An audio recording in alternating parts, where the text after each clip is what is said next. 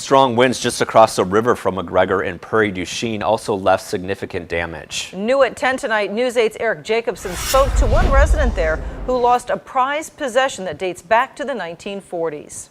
Somebody had offered me $70,000 yesterday. I'd have said no. Frank Weeks' biggest prize is his plane that dates back to World War II. This was an artillery spotter. They put more plexiglass in. The door will fall off by turning the handle so you can jump out in combat or whatever. It's worth a lot because there's so few real military ones left. But on Wednesday, it's just real sad. High winds destroyed the hangar where his plane sat, damaging the back end of his plane built in the early 1940s. There's damage to the fuselage, to the tail, to the elevator, to the wings.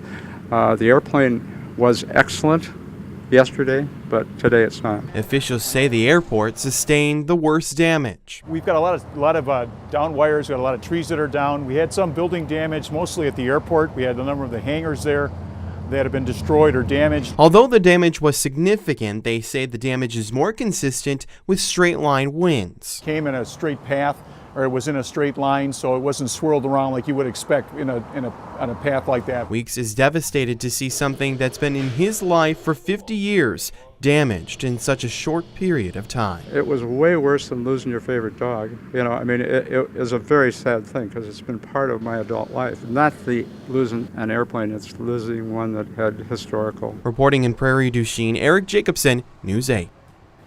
Well, as of now, Weeks is unsure if the damage to the plane can even be repaired. He says that plane before the damage could have been worth several $1,000s.